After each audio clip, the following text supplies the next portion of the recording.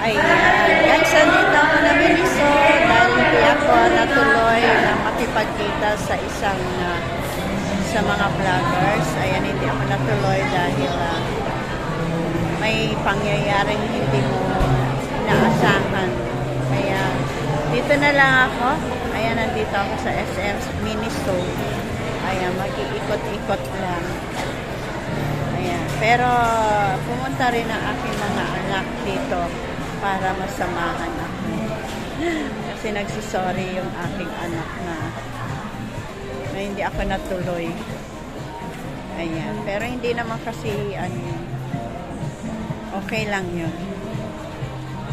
Ayan.